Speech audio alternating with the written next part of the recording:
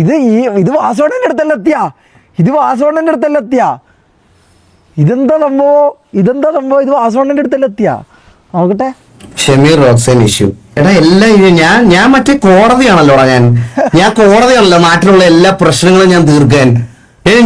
ഞാനാണല്ലോ ഇതിന്റെ എല്ലാ ആള്. ഇവിടെ എക്സലൻസ് സെർവറിൽ ആർക്ക് എന്ത് പറ്റിയാലും ഞാൻ രക്ഷകനാ, ഞാൻ ഡിങ്കനാ.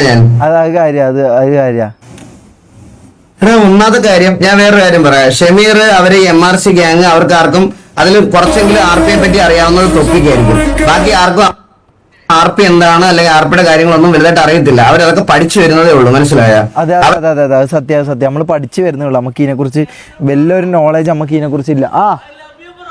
Love you too brother. അവരപ്പൊ പഠിച്ചു വരുന്നേ ഉള്ളൂ. അപ്പൊ അവരുടെ കാര്യങ്ങൾ, അവരുടെ യൂണിവേഴ്സ്, അവരുടെ കാര്യങ്ങൾ. Amit bro, thank you so much for the subscription. അപ്പൊ എനിക്ക് അതിനകത്ത് പോയി അവരെ തിരുത്താനുള്ള സ്വാതന്ത്ര്യമില്ല, എങ്ങനെ ഇതാക്കണം ഇതൊക്കെ. അപ്പൊ ഇൻസൈഡ് ദ സിറ്റിയിൽ എന്തെങ്കിലും ഇഷ്യൂ ഉണ്ടെങ്കിൽ ഇവിടുത്തെ എക്സലാൻഡിസ് അഡ്മിൻസോ സെർവേഴ്സോ ആയിട്ടുള്ള ആൾക്കാരായിട്ട് തീർക്കുക. വെളിയിലാണെങ്കിൽ ഈ രണ്ട് ആരൊക്കെയാണോ അടി അവര് തമ്മിൽ തീർക്കണല്ലേ നല്ലത്. ഞാൻ എന്തിനാ ഈ അല്ല ഇനി ഈ വാസവണ്ണനെ പിടിച്ച് ഇതിൽ വലിച്ചിടുന്നത്?